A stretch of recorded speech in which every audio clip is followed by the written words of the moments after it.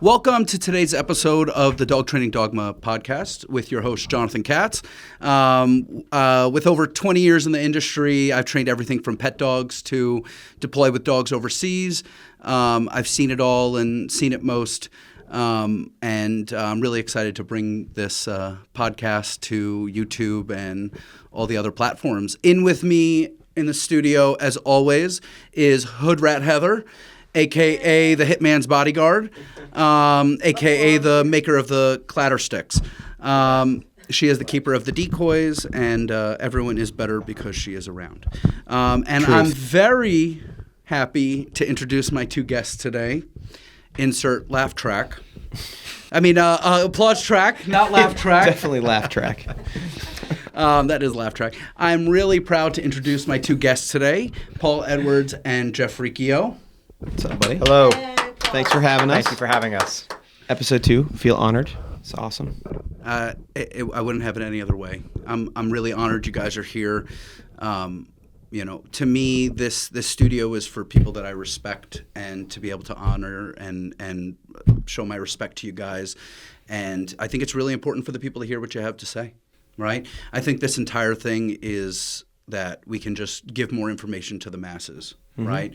The benefit that we have nowadays with the internet and social media and everyone being able to put their content on the interwebs is like, it's amazing that there is all this information, but it's also really hard to discern through all that information. You have a lot of misinformation. You have a lot of people out there that I call them false idols or false prophets. And there are people that are out there that are teaching systems that they've never actually tested, that have never actually been proven under a consistent set of rules through an organization. And there's people out there telling you this is how you title dogs and this is how you do this and that. And it's really sad to me. So my whole goal here is to actually give people good information and to give people, from the people that I respect, I want them to have that information. Well, right? The respect is mutual, sir. Absolutely. So, yeah. I think I was thinking about when we were talking about doing this was the funniest part about this entire relationship is, like, I know when you first started getting into trading, like, you thought Jeff and I were really cool, but we also think you're the coolest motherfucker there is. Oh, thank you. So, like, it's a very interesting dynamic, like, dog trainer, father, husband, actor. You've done many things in your career. It's really impressive. A little bit of everything. Thank you. And I really, we both really look up to you. The admiration is mutual. Just a solid guy. The nicest guy you'll ever meet. Thank you, guys. Yeah, you might look scary, but we got profiled. We went last night to the Comedy Mothership, Which was awesome, by the way. Yes. Really, really cool. We got our to second see time. Joey Diaz, Tony Hinchcliffe. That was rad. Yep. and they're patting us down. And they pat Paul. They didn't ask me if I had a weapon. They just patted me down. Me and either. Paul, they asked him if he had a knife. And I was like, Up my shirt. they did make me lift up my shirt, but they didn't ask me about a knife. So, but such a sweet man and like really kind, and for you to be here to give over that information that is really needed. Right, what you're going around and teaching is really amazing, and I'm excited. This is the first time I'm going to see the team together. Awesome. Right, I've had Jeff out to my facility in Chicago many times. Jeff was here last year giving a seminar, but I'm really excited to watch you guys do your thing. Yeah, it's really cool. I mean, not much has changed on my end. You've seen me before. You've seen me work. But I thought Paul had a lot to bring to the table, and we talked about it and, decided to try to get this on the road together instead of just me by myself. It's a very complementary system between the two of us, I think. The way that we look at dogs and approach dogs and the values that we have towards dogs are complementary to each other. So I think it works really, really well. And it's like I learned a lot from Jeff and from you as well, Jonathan, when in the beginning when I made the switch from pit bulls to sport dogs. And then as I went on and went further in my education, a lot of the things that I learned really linked up with the way that Jeff teaches bite work and the emotional component that he really prioritizes and things like that. So the way that I kind of develop, the way that I like to train and the way that he trains, it really matches up nice. And I think it's a fun package to bring to the people. Just want dogs to feel good. For sure. And I think that's, to me, the most important thing of what you just said was the emotion, right? You go back and you watch videos of like old Learberg videos of dogs doing Schutzen, in the 80s and 70s, and you're like, the dogs did everything, but tail tucked, ears back. And as dog training has progressed, as we've now cared more about emotion, but now, like, we're all here training dogs because we love dogs, right? We're here for the dogs, and we really care about the dog's emotion. When I was a younger dog trainer, I didn't care as much about emotion. I didn't understand it. And now all I care about is emotion. Like, everything comes from emotion, right? That was a thing with me that I would tell people in workshops and seminars and things like that is we always talk about how the dog presents, how they're feeling, and that's something that they judge more for in IGP and not really in PSA or the ring sports. But the way that I kind of look at it, it's like if you're going to have a dog at a 45-minute ring 3 routine, or you're going to put a dog through all the pressure of a PSA 3, it's like we should care how they feel about doing For sure. it. I mean, that's going to impact things in a large way. And even if in PSA emotion isn't necessarily judged, but it will get you farther. I had a Pressa showed 2 weekends ago. I judged the PDCs of our trial on Friday, and the dog was just slow. And he didn't do a bunch of things, but like if the dog would have at least had some emotion, I might have been able to pull more points out and make the person be successful and find them a passing score. But the dog just looked so sad being there. It just didn't look happy. And so, I ended up having a conversation with after, and I said, look, if you just make him happy, I'm like, give him some cookies, give him some pets, tell him he's a good boy, give him a toy. I bet you're going to get more emotion the next time you come out. You're going to pass, right? So I think that whole part of dog training is not really discussed enough, is the emotion of that animal in the behavior, and does the behavior really matter? Like I would say nowadays, I don't really care as much about behavior. Behavior's easy. It's the emotion and the relationship with the animal that's the most important thing. Absolutely, 100%. I'd agree with that for sure. And that's what, obviously like we just talked about, that's what we like to prioritize is how the dog feels during both phases, right? So how they feel when they're doing the obedience and how they feel when they're biting. And there's a lot of similarities between what he does, what I do. Yeah. And they blend together nicely. So it was a good idea to just take it on the road. Hell yeah. I love it. Yeah, we're having a good time doing it. We'll see. Yeah. Been on a few trips now together. And it's a good, it's also a good excuse for you guys to travel together. It's a good excuse for you guys to come both see you. Be here. Jeff and I got to go to our first PSA event ever. Yeah, together. Other than like us both driving ourselves or in the States. Of course. But internationally. Yeah, that was cool. That was really fun. Shout out to the UK PSA scene, crushing it over there. It's extremely impressive what they're doing. They've only been doing PSA PSA, right? My favorite part about the PSA trip was you got to tell that story. Was people referring to it as PSA, and I said European PSA is now PSA. Okay, and that was my favorite part. But the trainers are really passionate and really talented, and that was cool. We've seen it. We've seen a lot. We've been to how many trials, and to see such impressive routines was really like I want to see people pass, right? Yeah. Every time we ran a dog, we were sad, right? That's our job. We have to run dogs. If you put your dog in, the dog doesn't understand that they're signing themselves up for a trial.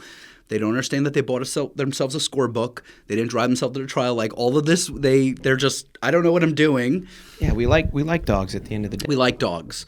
There was back in the day, Jeff and I used to get really sad. There was one guy that kept bringing his dog out for a PDC.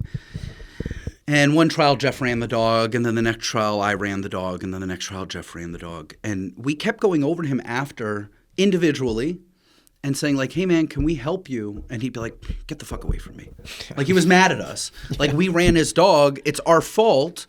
He didn't properly prepare the dog for the fight. And then I think it was maybe the third or fourth time, it was at the 4-H grounds.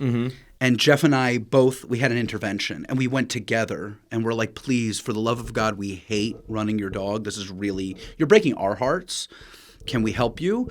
We went in, we helped him. He ended up the next time going and getting his PDC. Yeah, that was really cool. So like you can't really, there's no ego in dog training. The ego is going to set you apart from the dog will tell you that you should have no ego, right? The dog's never done that before.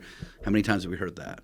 So, it's it's a sad part of the industry of having people that, again, have very little accomplishments, having such big egos when, the people at the top are collaborating, right? The people that are biting for like a little bit of internet fame, like don't do that. Like focus on the dog and train the frickin' dogs and like, make yourself a valuable trainer and demonstrate your skill and then put it on the internet. Exactly. Right? How many years is this? How many years have we been training dogs?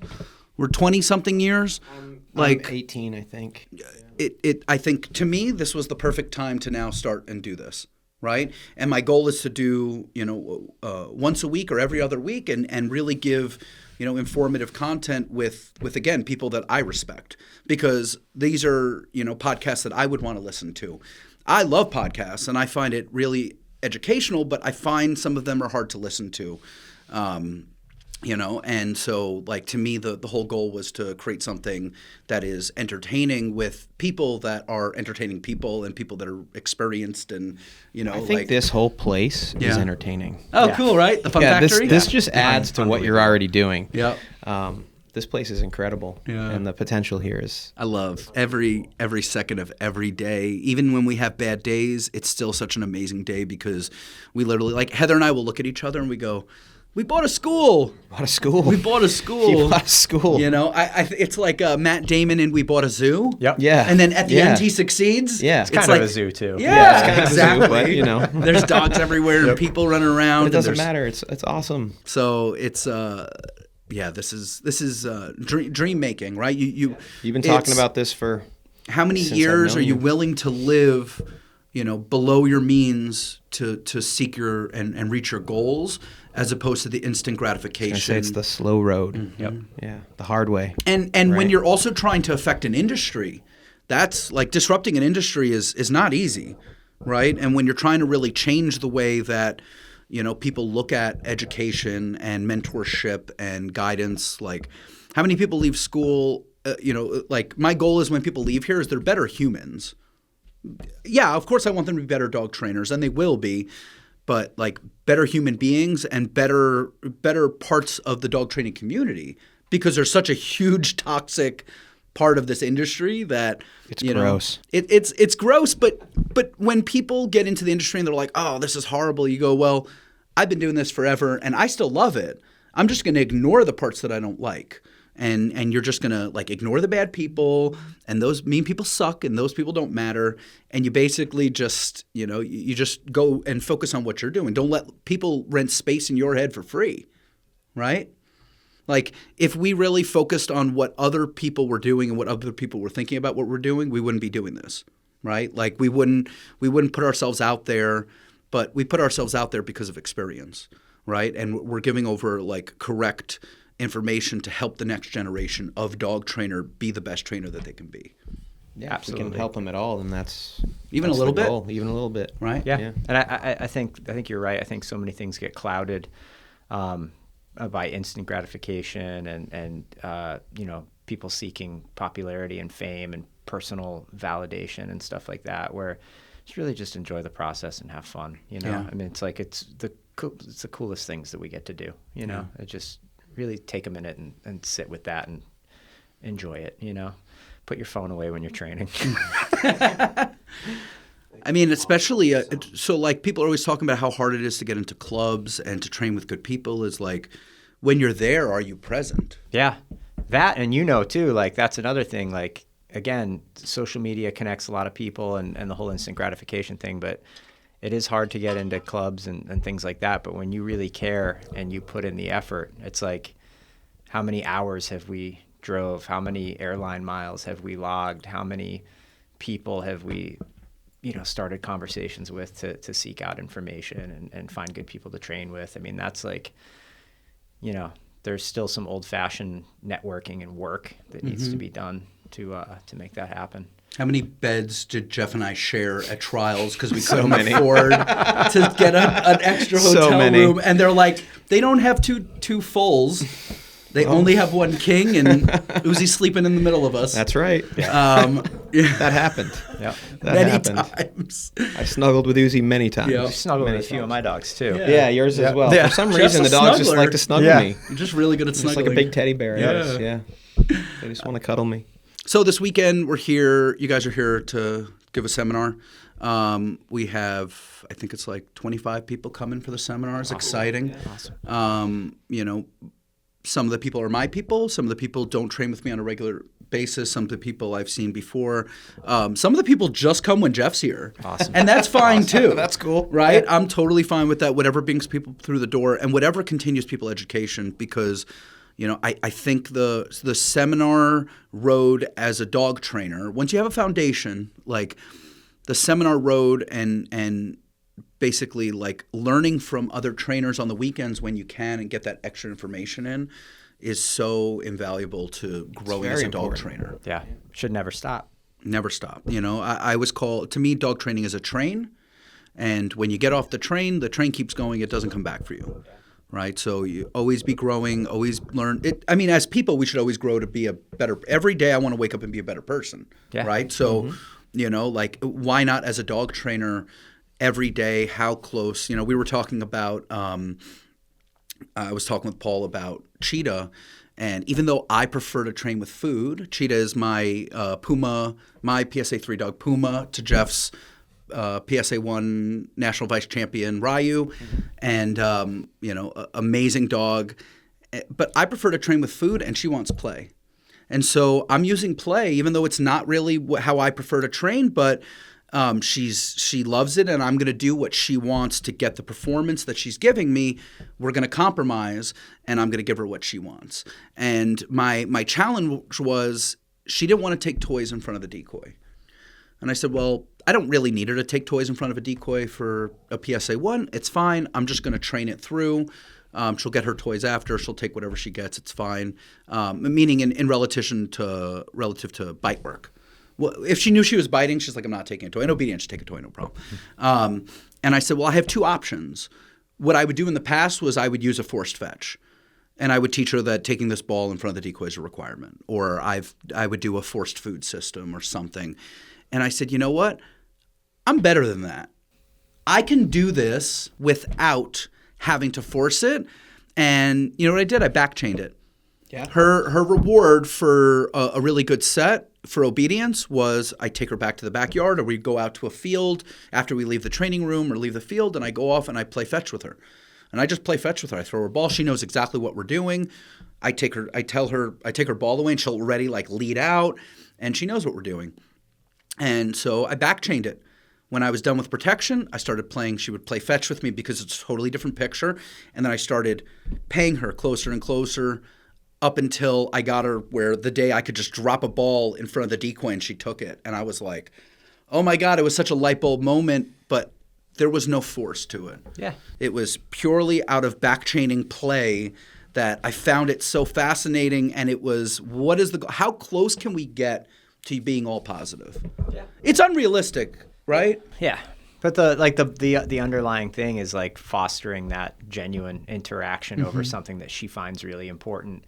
And when we can do that in like a super meaningful way, the decoy, the competing motivator factor, it's always going to be like a balancing act, but we can kind of tip the scales a little bit that way. And it's so cool because then you really have the dog. You know what I mean? They're looking at you like, no, what are we doing? You know what I mean? And the decoy, in trial bites, how long's a bite? 10 seconds. You know what I mean? 8 seconds, ride the bull. Yeah. And oftentimes that's all they get in training too. Yeah. A lot of people just go through the motions and don't let the dog satisfy, and that's a whole nother topic. Yeah. Yeah. Not this weekend. Yeah. What's one of your favorite videos on YouTube of a dog biting? Oh, the Uvito with the 3 legs, just biting a decoy in a chair. Yeah. Just pushing the decoy for in the chair. Minutes. Yeah. It's awesome. Why are we so fascinated by a dog with 3 legs just bite? Like, because he's just into it. The mechanics of that animal. That's just raw. Raw genetics, probably lots of good training. Just awesome. Everyone's got all these flashy videos, and this is all we care about. It was originally taken on VHS. For all of you in the internet land that don't know what VHS is, it was like a big cassette tape. And if you don't know what a cassette tape is, it became right before CDs. Some of them don't even know what CDs are, Sean. CDs, the round disc things. We're old, okay? Yeah. But we originally started training dogs without the internet. right? I mean, we had the internet, but we didn't have social media. Yeah. Facebook had like just started. You had MySpace. Did you have your dogs up? Did you have a MySpace account? I did, yeah. You did? I had a MySpace, but I didn't have my dog. I didn't have dogs at the time, so. That's like when we started doing all the pit bull rescue stuff in Boston. That's initially how I got into dogs in the early 2000s. And yeah, very much off the internet then, like had no resources whatsoever. So it was like the only thing that we could look at that was pit bull specific was the old Richard Stratton pit bull books, which were like dog fighting manuals. You know what I mean? Gross and barbaric, but learned a lot of information about the dog's genetic predispositions and stuff like that. And that's how I actually started playing with dogs long before I was playing with sport dogs. It's kind of funny how this all kind of came full circle. But I remember I had a neighbor with a really, really well-trained German Shepherd. And I was like, how did you get the dog trained like that? Because I knew how to play with the dog, but I didn't know anything about obedience. And he gave me, I still have it, he gave me a copy of Stuart Hilliard's Schutzhund. Okay. And I was like, I looked at it and I'm like, I don't even know what this didn't even make sense to me. I'm like, this doesn't register at all. You know what I mean? So this is like the kind of way we had to make sense of things before the internet and stuff like that. And then, later I started hanging out with dog trainers and then finding the Malinois, and it's like, oh, you're the pit bull of the herding breed. And now we kind of, Yes. But it's funny like how you have that organic journey, which is like nowadays everything's just so fast tracked. It's like you can be an expert in a year or two if you're really good at the internet. And How many hours does it take to become a professional at something? To start? 10,000. 10,000 hours. Yeah. So, you can be skilled, you could be talented, but experience only comes with time. It's just dogs in your hand and people and places and things, and you can't get that level of experience in a couple of years. That's why the key thing is mentorship.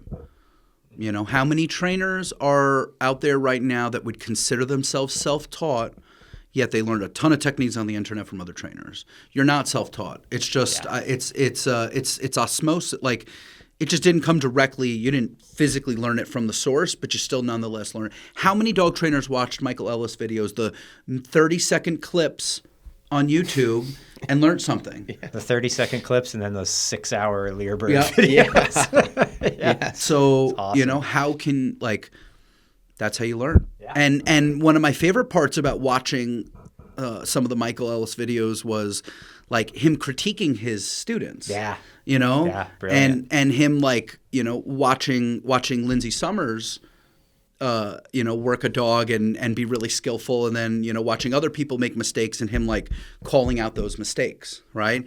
And it's such a learning because you're like, oh, okay, he marked it. I see what the person did wrong. He marked that was the wrong behavior, or whatever the case may be, and it's a learning lesson in of itself. Yeah. So we had videos. We had our generation. We did have some things that we could go to as references, but not like today. Not like the chance of people, sitting there listening to us have a conversation, right? It's and it's amazing. I think it's phenomenal that we have this extra information.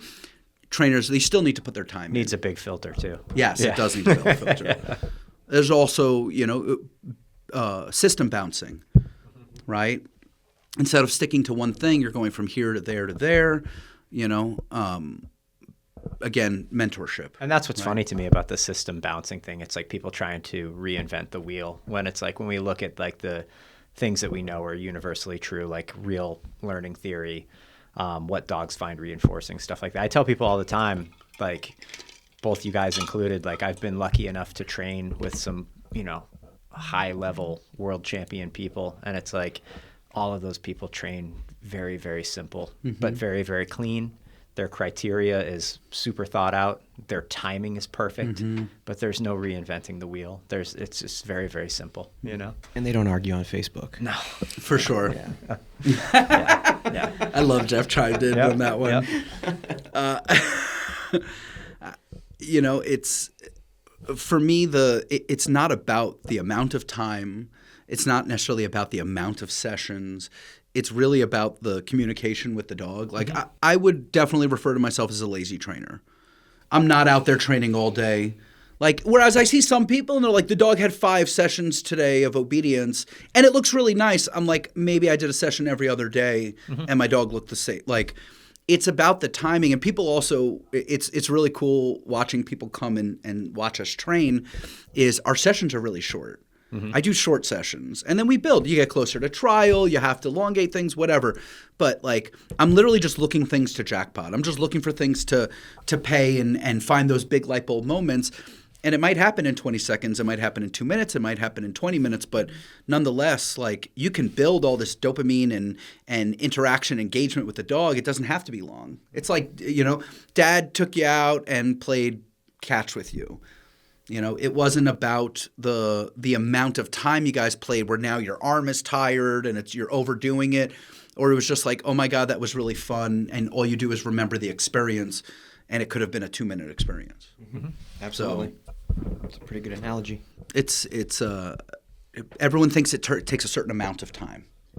No, yeah, and I think that's also something that the dog needs to dictate quite a bit as well. And to me, like, that's like, I have these conversations with people that they'll ask me about problems in their training, and it's like they're missing like ingredient number one is like motivation. You know what I mean? Like, they're looking for some mechanical fix to a motivational problem where it's like, well, like, the dog's just not interested in you. Like, that's why this isn't coming together, because you're boring. You know what I mean? Like, I was reading I'm a bit of a science nerd. I was reading a study when I was on the plane on the way here about how studying play fighting in rats, how they would expose rats to some dogs that were, partially drugged or not interested in play, and the other rats would actually find being forced to play with them aversive. Interesting. You know what I mean? So that, like, when people come to me with handler problems, and I'm like, well, your dog's not motivated to do anything with you because you're boring. Yeah. You got to sweat a little bit sometimes. Yeah, for sure. Yeah. That was a huge mistake I made with Cougar. I'm coming off of training Uzi, which was, a handler, hard, borderline handler, aggressive, and then Cougar's just a sweet little girl. And I'm like, no, you're going to be mean when you're an adult, and you're going to try to bite me, and so we're going to train you this way. And she was like, no, I don't enjoy this. This isn't fun. And once I just started playing with her, she's like, wee, is like, I call it party training. Yeah. Like, like have a little dance party. Yeah. And the dog was so happy then, like it was my inability as a dog trainer in the moment to adjust and modify and train the dog in front of me. But it was such a huge learning lesson. Yeah. It taught me so much of, do not lump dogs into categories. No. Do not box training. Like, every dog, literally train the dog in front of you. And I love that when that happens too. And like, Jeff and I see it all the time with like dogs that he's sold and stuff like that, where somebody will get a dog and it's like they're barely out of teething and they're like, not what I was looking for. And it's like they wash the dog out. You know what I mean? It's like every time. What happens? Then the dog comes back and it's amazing. But it's like, like, there's a dog in California. I don't mean to cut you off. There's a dog in California that is amazing. I watch this dog and I'm like, this dog reminds me of Uzi. I love him so much. And he was a washout from a program, and apparently they said he didn't have enough drive. You send this dog for a bite, you blink, and he's there on the grip. Like, sounds like he's got drive. Yeah, a little bit. Yeah, and it's like, I think every time that we get a dog that's a little bit of a challenge, like, it's like, cool, show me you're a good dog trainer. Like, that's a challenge. Like, that's fun. Like, bring it on, Like, there's, they're all different. Like, my partner who works with me, Callie, has a new dog. Shout out to Callie. We love Callie. What's up, Callie? Very, very different, like, she's funny, like, spicy little female, but also really sensitive, like, difficult grasping the concept of cooperation when she was really, it's like a challenge, but I'm like, no, this is awesome. You know what I mean? Like, it's gonna make her a better trainer. It would be boring. You know what I mean? And she, like, I tell her that every day. I'm like, by the time she's squared away, like, you're going to be a 10 times better trainer. It's awesome. And like you said, like, train the dog in front of you. Everybody's got a plan. Everybody's got a schedule. It's like, Jeff's bloodlines versus your bloodlines. You know what I mean? It's like, and the combination thereof. Yeah, I mean, the combination turned thereof, out awesome, which is incredible. But like, typically, like, the dogs that you've bred mature pretty fast, and then slow cooker, but it's worth the wait, you know? Crock-pot dogs. Worth Yeah, the wait. yeah. Oh my God. And as long as you know it. Yeah. Like the problem that a lot of people have is they don't have the patience. They want a Belgian type dog, but they want it to mature like a French dog. Yeah. And like the same, like you have to, and then for Dutch dogs, you might even have to wait longer. Yeah. You know, so you're literally smoking the food. You're not, you know, Yeah. it's not even a slow cooker. Yeah, I tell it's going to take people- 18 hours to Yeah. cook this piece of meat. They're briskets. Yeah, they're briskets. But it's once it's done, it's delicious. But you have to be able to have the patience for it. When I was a chef, everyone's like, "What type of food would you?" I did not like smoking food.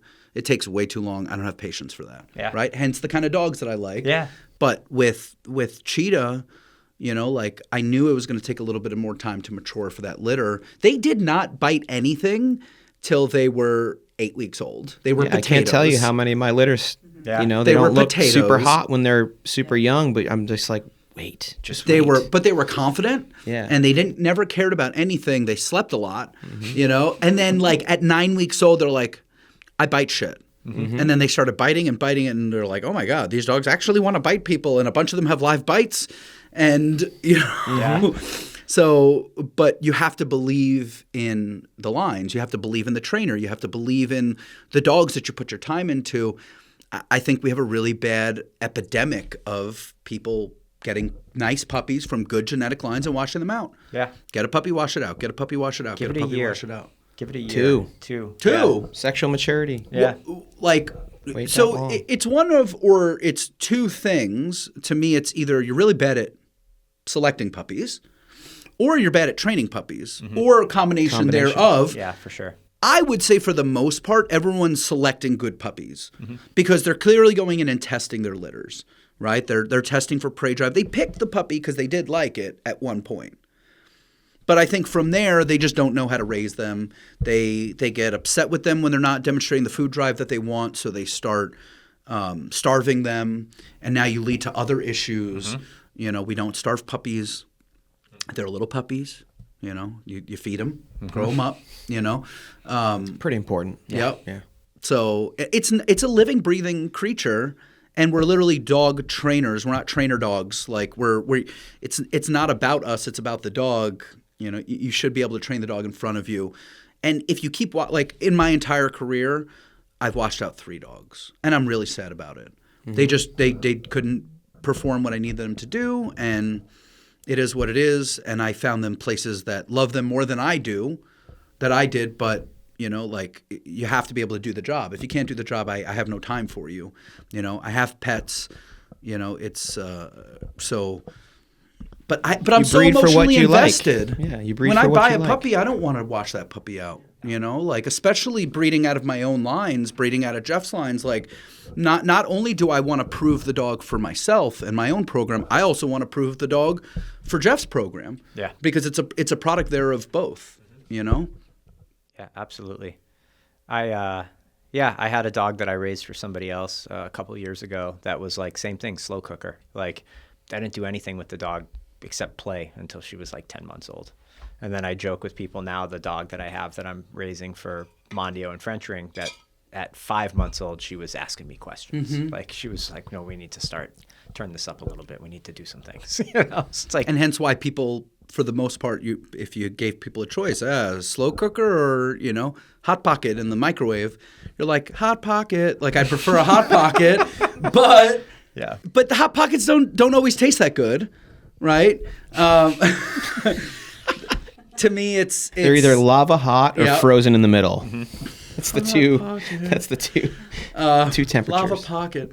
So, you know, but to me, you have to know where your dogs are coming from. And you have to listen to the breeder if they tell Yeah. you. We saw, you know, one of the Puma Ryu puppies went to someone and I said, look, the person wanted a puppy from a previous Puma breeding that was a more typical French breeding. And I said, look, this dog's going to be slower to mature. The dog might not bite until he's 6 months old. But as long as he's showing confidence, as long as he's not showing any fear, as long as there's no anxiety or any issues, he's just not wanting to chase, catch, and kill at this age, let him grow. And, you know, at 4 months old, she's on the curb outside of club crying that the dog's in a puppy circle and the dog's like sniffing the floor. And then at 6 months old, Seen it. the yeah. dog is like just full crushing. Like the dog only has a PDC, and I'm literally thinking about if I could find a female that I could put him to, I would, because he's beautiful. He has phenomenal genetics. Like the dog is phenomenal. I'd love to then reproduce those genetics. Yeah. Full crushing grips. Like Jeff and I both gave him bites after Tampa trials. Yeah. Yeah, nice dog. Yeah, and he's Real beautiful. Nice dog. Good looking. Yeah, he's a good look. He's got like that kind of dark mahogany. It's interesting when you combine these genetics. He's got a bigger head than some of the others. Ryu chest, Puma head. Yeah. With Ryu ears. Yeah. Oh. Yeah. I said, Jeff, they look like Puma's face and Ryu's ears. He goes, ugh, the ugly part of both of them. They're all cute. I think they're beautiful. They're our kids, so exactly. They're love children produced by Jeff and I. Yeah. I have a picture of that breeding happening. Puma and a muzzle in my office. Yeah. I was like, I don't want this girl. Get in there, son. He's like, I'm scared, Daddy. Yeah, she's trying to kill me. She looks mean. She is. But his temperament. So for me, like talk about breeding, I always thought that the male was the equation and the female was solve for X, and it took me forever to figure out the female is the equation and the male is solve for X. So what was the complementary?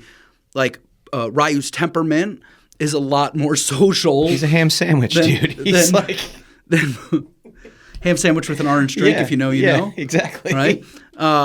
It's everybody loves him. But to me that was so complimentary of the two of them. I did a previous breeding with her came off of some Lou de Soleil stuff, and they were phenomenal dogs. They were just too sporty for me. They didn't have enough natural, classical aggression that I look for in a dog that I don't want to have to sit there and build. I want the dog to naturally have it. But they make amazing sport dogs, demo dogs. Everyone that saw these dogs loved them. And I could have bred that litter 20 times. That's not what breeding was about. It's a passion project. And so if I don't want to own the dog, I don't want to continue to produce it. Because I'm not breeding for other people, right? We're breeding for ourselves. And then the benefit is our friends and our students get to, own dogs from us that from proper genetics so they can, demonstrate their training, right? But so talking about females, I want to talk about bitches. Can we talk about bitches? We can. You have 3 male handlers that have all titled females. And that's not typical. You would agree with me that for the most part in the working dog community, everyone looks at males as the majority of all working dogs. Females are uteruses. I'll tell you that the males have always been more difficult. The females actually want to do what I want them to do. They're way more biddable. They're a little bit handler sensitive, which makes them a pleasure because they actually care how you feel, right? Whereas like our males, I never felt like my males ever really cared how I felt. They were just like, I have to do what this guy asked me to do because I want to do what I want to do. Yeah. Whereas like Cheetah, she's like, Daddy, we're doing something. Oh, you want me to go and bite that guy? I'll go bite that guy. But, it's you always see people looking for, what does every police department want? Male German Shepherd, right? Like, and then the biggest one you got. The biggest male is the maliest of all of them.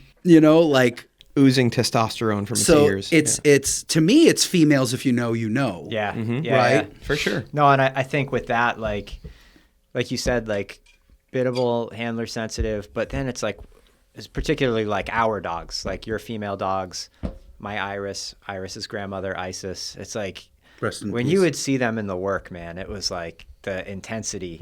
Like the boys were having fun, like they were coming to hurt you. Like all 3 of our female dogs that we competed with. Like, and I don't know, I have like anecdotal thoughts about that. I don't know if it's like because of what they have to endure in defending themselves and being mothers and maternal instinct for sure. Maternal instinct. Like it's just like would see that in the work, just intensity, yeah, I love female dogs. I signed up for another one. So yeah, once again, yeah. I mean, to me, I went from males to females. I have Lion, but Lion's only just like a redo for all the mistakes I made with Uzi. And I enjoy him differently, but I don't enjoy him the same way that I enjoy my females. He's very self-servant. Like, he wants to do what he wants to do when he wants to do it. And, obviously he's 2 years old and I've trained him, so he knows that he has to do things. But, whereas Cheetah would just sit there and stare at me if I let her, and I find the bond, and there could be a factor of opposite sex, male to female or female to male or, but I don't know. I just find that they're much more enjoyable. They're happier and cleaner, and they really just they want to work. And they're not huge. They don't eat much. Again, it's nice. I love smaller crate, smaller rough tough. Yeah, exactly. Less food. Yep. And then here's the other thing: if you have any desire to breed, the female is the equation. That's it. Yeah. You can have an entire stable full of males, and you have nothing. And all if you can can do is prove your got a bitches, big bucket then of sperm. you know what I mean. If you can prove the bitches, then that just makes the breeding better. I think. For sure. And I think the old adage, what's in the sauce? This. Like that's. Like you go to Belgium, and they would say that they don't title their females. They just want them to be good mothers. And I would say, well, I know, like, my mother worked a 9 to 5 and she worked really hard and she was a phenomenal mother. Same. So, to say that women can't be working moms, to say that dogs can't be working females, like, I think that's wrong. But you do have to take time off. I don't want to deal with heat cycles. I'd rather deal with heat cycles than a male that wants to hump anything anytime he smells a female. Oh, yeah. That's the thing. My females are our females affected by other females? I love Ryu. I love him, but right now I have 2 females in heat, and he's almost insufferable. Yeah. Yeah, that part of it is he gets funny, super jacked up. Or it's like you're getting ready to compete at a nationals and your dog, starts showing signs of false pregnancy and nesting in the hotel room, and I've been there. Yeah, pros and cons, right? And to each their own. Yep. And, Yep. But I own 7 dogs, and 6 of them are females. Mm-hmm. So, and it's not just because I breed them. Make better house dogs. Yes. Yeah, way better house dogs. I don't think Iris has been in a crate since she was 7 months old. And going back to the police dog thing, what does every police officer want? I remember when I worked for Jerry for those years, he would get in these really nice female patrol dog prospects. Yeah. Like really nice. No one wants to look at them. Some of the nicest that I saw come through because he would take them if they were that special, And they would come in and fresh off the plane, they're just bangers, just like super nice dogs in every phase, confident, everything you could ever want. And they would simply get passed over just because they were female. Like, you're not going to breed her, spay her, and work her. She's going to make a great patrol dog. You know what I mean? Nope. Didn't want it. Puma's weird. mother, yeah, we bred. Weird. Yeah, I remember her. Spayed her. Yeah. Or sold her. They spayed her. Yeah. And, went right to the street and phenomenal working dog. I tried to phenomenal buy her dogs. back. Yeah. To repeat the breeding, and they're like, no way in hell, we're never letting this dog go. Hyra, yeah. Hyra, I remember her when you got her in Chicago. It's they don't look at those dogs, and to me, that would be the dog that I would look at. I just want the dog for the job. Yeah. But for them just to pass over the dog simply because it was a female, it used to just boggle my mind. And then they'd watch me work ISIS and be like, "Whoa, really nice dog," and I'm like, I don't care. So she's female. So what? Yeah. She works great. Perfect dog for me. So advocates for female working dogs, because it's to me, I have 2 females with PSA 3. I'm the only person with 2 females. And thank you. Wasn't trying to brag. I was just saying it. To me, it's proving of those females. The females can do it. I'm working on my 3rd one, and I think that just because the statistics of the 38 dogs that have a PSA 3, only I think 8 of them are female. I don't think that the numbers could be skewed if people titled males more. People they're going to devote their time, and I get it. If I have a good stud dog, I can breed him every day, and you can only breed a female twice a year. Like, how often? How often are we going to breed? Once a year?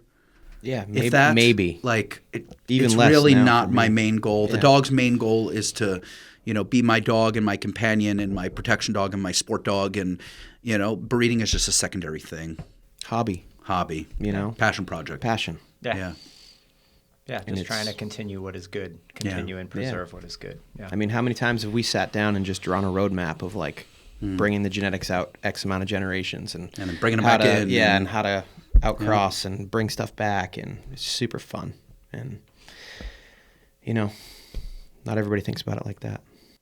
Yeah, but I think that's to me it's the the way I look at it is how do they work it in Europe? Yeah.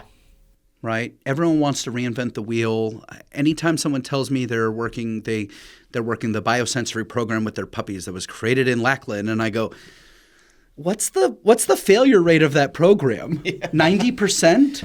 I go, the Belgians are not doing any of that bullshit. They are not flipping puppies and putting them on cold towels to stress them out, and like they might just be in a shed, but like they're not doing any of that stuff. And where did all your dogs come from? That's literally where they came from. So if they didn't I learned from my mentor, like if they didn't do that, well, I don't need to do it either. Do what they did and continue it as opposed to trying to fuck up the dogs by doing something totally different. Oh yeah. Yeah. Or early exposure, right? Let's go to what were we originally taught when we first started was no obedience for a year. Yeah, that was. I'm like, no obedience for a year, no out for a year. No obedience for a year. A year. Yeah. Now he's a year old. He's now a freaking teenager. Confident as fuck. And all he knows is how to bite shit. Yeah. How do you then reel that dog back in? You don't get to go to protection if you don't pass obedience. If the dog's out of control, you can't, So it took me forever to figure out it's not no obedience. It's no control until they need it. Yeah. That was the answer to the problem. But like no obedience for a year, I don't have the communication with the dog. No. I see people with a 1-year-old dog dragging them out to the field in a harness. It's like, oh, man. If anything, if you're going to do that, if you have to do it one way or the other, do the opposite. Yeah.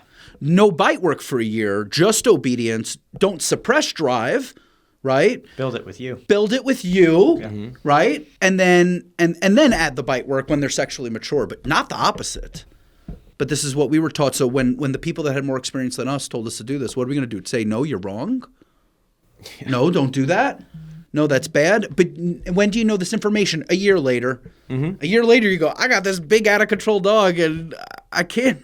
But this is just like a case for good training because like there's a dog that maybe you let him be a little loose for a while because maybe he needs to feel that way. And then there's another dog that's like, you know what, you're plenty strong. I'm going to start reeling you in post-teething. Yep. We do it that way. And that's where like train the dog in front of you. Dog dictates. Good trainer. Yeah. Mm-hmm. No one size fits all. Mm-hmm. Yeah, I think it's when it comes to raising of dogs, you got to give them all. You got to give them both. Think about it like raising a kid. Yeah. Like you should give them life experience, but you should also teach them right from wrong and discipline and give them morals and make them think about things. And, it's the little kid that goes, why? You said your puppy asking questions. Yeah. Why? Yeah. Daddy, why is the sky blue? Because it's blue. Why is the And so that's what you're looking for is a dog that actually looks at you and goes, why, as opposed to a dog that doesn't even ask the questions. Yeah, and I have that same conversation with with pet people all the time. That's like, there's all these theories of how dogs relate to us and how they look at us, and we used to always hear about the alpha stuff and just the straight up leadership thing. It's like, do they look at you like you're their parent? Alpha rolls, no bagels. Yeah, like you're their parent. Like that's the way they see it. You know what I mean? So it's like, what does a parent do? They give you rules and guidance, but they also make you feel good. They teach you about the world. Like that's the important thing. That's how I describe the relationship between a leash and a handler with a pet dog is it's like that is the umbilical cord. That is a parent holding a child's hand. You know what I mean? They should feel confident about that arrangement. They should feel safe inside that arrangement. And it's the same the way that we nurture our relationship with the sport dog. It's the same thing, Yeah. I agree. People get away from leashes too fast. Yeah, that too. I mean, to some degree, you got to let them be. Like, I joke with people all the time about the sport dog. I'm like, they're kind of when they're living in my house, because I do let my dogs pretty loose in the house, and I don't like to make a ton of rules there. I'll have more control in training than rules in the house. And I crack a joke to people. I'm like, they're like star college athletes, where they'll get a DUI and they'll fail a class. Yeah, but that's a phenomenal analogy. The school sweeps it under the rug because they're good at football. They go to pick up a 6-pack at the local gas station, and he switches it out for a 6-pack of beer. Yeah, and I know you guys are both the same way too. Like, it's like, for me, just in the life relationship with the dogs that we compete with, it's like that was another thing that we were all told, is like, this belongs in a kennel 23 hours That's a day. another good question. Is you also, the three of us, our dogs are in the house. Yeah. They're not in kennels, and they don't just come out and work and then go away. Yep. You know, they have to also live as part of our families. Yeah. You know, how do you find that really affects your relationship with the dog, as opposed to as opposed to nothing but affection deprivation? Super important, and that's the thing, especially in puppyhood. We're having this conversation this morning. That's like such a critical time to like just foster a social connection, but also too, like, you know, I know a handful of world champions whose dogs sleep in their bed. Mm-hmm. You know, like, that's My favorite picture of anything was Ivan at Worlds, with the prong collar low on the dog's neck, attached to a flexi, and everyone losing their mind on that flexis and prong collars don't mix, and the prong collar's too big, and you're like, I find it fascinating that everyone wanted to jump down his throat, but you're jumping down the throat of a multiple-time world champion. Yeah. Like, why don't you ask the question? Instead, go, why? Yeah. As opposed to going, that doesn't. And that was like for that. That was like a thing that I always loved, that I remember he said a while ago, and I don't remember if he said it when I was down at his school or if he might have said it in an interview or something, but people were talking about, you know, like or what they do with their dog pre-competition, like in the weeks ahead of time. And you had all these people like, oh, you know, I dial back training, and then maybe I swim the dog, and I try to, you know, my reward schedule, blah, blah, blah, blah, blah. And he said something about, like, he's like, I go into the woods with them with no collars, and so I can be with them in their space. And like, that was such a cool thing. That was like the coolest thing I'd ever heard. You know what I mean? And I make a point to do that. Like, when I know I can get away with it, like, I'll take my dogs to the woods, no collars, just go be, you know, super, super cool. And I think also, like, with the thing in the house, it's like, we ask so much of them in training, and then because of the way we train, it's like they understand the dynamic, you know what I mean? So like in my house, I have no problems with it. We don't have like resource guarding and things like that. Like, they sit at kitchen counter stools and they sleep in bed, and they, you know, like, they do what they want, you know, because we're clear, you know, and we ask so much of them other places that just let them be, like, relax, be a dog, you know? Yeah. I think that it does go a lot towards the bond with that animal. Yeah, that's what I was going to say. The bond, you know, just makes I think it better. Leaving, like, packs of dogs should not be separated. And if you lock me away, if my goal is, I'm there to protect you, and you lock me away, you're not allowing me to do my job. You know, to me that would create animosity. To me that would, you know, like, the dogs should be next to me. The dogs should at least be, you know, I have 4 dogs, and I have 2 of them sleep in the bed. The other 2 are going to sleep in crates, but nonetheless, like, they're still in my room. Yeah. Like, they're still with me. You know, I would hate the fact of locking them away, and maybe that's my anthropomorphism, but I would say that that's how the dog feels also. Yeah. They don't want to be separated. And then what happens is, like, when you do that, then the dog is so overly stimulated by the novelty of the environment when you do get them out, and then you need to hammer the shit out of the dog to get them back. You know what I mean? It's like, it just show them the world, you know, like, and that's part of it. I love when I'm raising a young dog, like the one that I have now. She's a 1.5 years.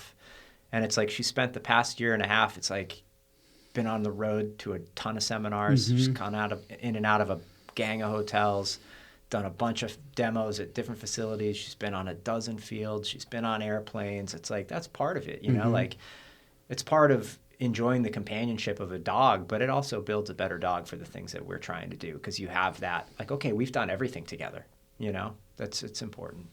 I would definitely say my bond with Uzi from my time in Israel with him, like, he basically wasn't away from me 24 hours a day. You know, he might have been in a crate in the house when I was home, or maybe I went to go grab a bite to eat, but, you know, he he slept in my bed, and then we went to work every day. Yeah. And I spent so much time on public transportation, taking buses and trains and planes and all that stuff with him. Like, I would definitely say that was my best friend by way of like we were inseparable. Yeah. He was always with me. Even off duty, I'd take him into town and bring him with me places. And the amount of time you spend with someone, spend with a dog, like even though I loved the other dogs to death that I had at home, but we didn't have the same relationship that I had with him because him and I spent so much time together. Yeah, that's your partner. Yeah. That's real. That's the best part, and to me that's also the most fun part. That's awesome. Like you can't ask for a better friend than that. That's incredible. But we know like we form bonds that way. You know what I mean? It's like the first time you and I hung out. It was a 17-hour road trip. Yes. North Carolina, right? Man, that was it was right. It was decoy camp. Yeah. Yes. Yeah. That's what my brain. I remember so many things, and then other You things. remember everything. I remember nothing. I did not remember that. Yeah. Now I remember it. Yeah. Or it's like I grew up like in bands. We've and never stuff. met. Yeah. Yeah, I messaged you. I'm like, hey, my friend wants to go to decoy camp. You're going. Like, can he come with you? And Yeah. you're like, yeah, send him. Well, to me, Jeff said you were cool. So if Jeff said you're cool, you're cool. And then you drove to my house. Yep. You took the ferry. Yep. To Long Island. And Hey, what's up? Let's get in a car and go drive for 16 hours. Yeah. Drive And over. we have a mutual bond over our love for Jeff. Yep. Right. So Yep. we talked about Jeff for the first hour. Yep. It's as good as it gets. Yeah. It's the same thing. Like before I was really into dogs, I traveled the world with bands doing music stuff. And it's like those people that you go on tour with, like those are your people, and it's like the things we do with dogs, it's Like the most interesting man in the world. You don't even know an eighth of the amount of seen it all, done it all. Yeah, all of it. Yeah. Yeah. A couple wild ones. We wish we were that cool. Yeah, I wish. Getting shot on TV. Oh, that. Yeah. Yeah. I was like, wait, what? Yeah, That was amazing. I was killed on the television series Mayans, the Sons of Anarchy sequel spinoff. It's a rough way to go, Paul. Yep. Yeah, really I rough thought way it to was go. such a gangster way to go. Yep. The scene. No spoilers. No Just- spoilers. go Go check watch it out. it. I killed one of the main characters, and then in turn, a couple episodes later, they had to get paid back. What What on was me. that like? Like, what was that like? Just that whole experience because, It was fun. It was awesome. It was like you're just a regular guy and then you can tell the Yeah, story, that's but like one of getting my- that opportunity to kill off like the main character Yeah. of a series. Yeah, I was like one of my best friends growing up, director, creator of that show. And, he's a guy that I talk to like every maybe 3 or 4 months. And it was like I was coming in from a flight and I opened my phone from airplane mode and there's a text that was like, I probably hadn't talked to him in 6 months. It was like, hey, man, if I get you a ticket, can you fly out here and kill off one of the main dudes on our show? Like, would that be okay? And I was like, sure. I had just brought a puppy home. I'm like, if I can find somebody to babysit this puppy, I'll do it. And then we did it, and it was wild. It's a guy who got me into dogs. Full circle story, like dude who was involved in vigilante pit bull rescue in the bad neighborhood that we lived in, where dogs were being fought and all kinds of crazy stuff like that. So like that guy got me into dogs too, which is funny. And then, we did the show. And then a couple weeks later, he called me back, same kind of phone call. He's like, hey, we got to kill you for what you did. But we got a really funny way for you to go. So if we can bring you back out, you should be into it. Go find the episode. Go find the Yeah, episode. We're not going to tell you what happened. Season 4 of Mayans. Yeah. I forget which episodes, but it's pretty funny. That's the way to go. Yeah. Yep. That's the way to go. Yep. It's awesome. Let's transition into talking about. I wanted to go back towards mentorship. Yeah. Okay. Yeah. We Um, kind of all over Was the place. how many mentors? How many more mentors do you have? How many? I would say I have at least 4 like main mentors, other than people that also taught me things. I think it's really important to having a main person that giving you the majority of the information, but there's so many talented trainers out there to not study and learn and create relationships with these other trainers that are experience. I feel like if you close people off and say I'm the only source, you're really making them really one-sided. You know, how many times do you see people leave dog training school and to them, there is no other trainer other than their instructor? Yeah, and I think finding, branching out a little bit and finding people who check the boxes of the things that you originally resonated with your mentor, and then finding things that are different but also complementary, and that's how you become you. You know what I mean? Like you're kind of the culmination of all those experiences and all those exposure to different people. And I think I would say the same thing. Like there's probably I definitely couldn't say a solid one person, but maybe four or five people that were super, super important to me. And there's a handful of core things that all of those people had in common. Yeah. And then, a lot of other bits and pieces. Because again, there's very few people that you can say are 1,000% unique in this. I mean, it's just we're not reinventing the wheel here. People have been training dogs for thousands of years. Yeah. But I think that's kind of how you come into your own, Yeah. You did something really, really cool recently. Was you went to Michael Ellis School and taught I did a seminar there. It was cool. Yeah, he's one of the best dudes in the world. Amazing. Yeah. So my first seminar I ever attended was in 2005. Was a Michael Ellis seminar. Yeah. And he spent 45 minutes explaining. I'd never heard of Mondio before. Yeah. And he spent 45 minutes explaining to me Mondio Ring. And what a nice guy. Besides such an amazingly talented trainer, but just an phenomenal amazing teacher, human gifted being. speaker. Just the way he presents information is just wonderful.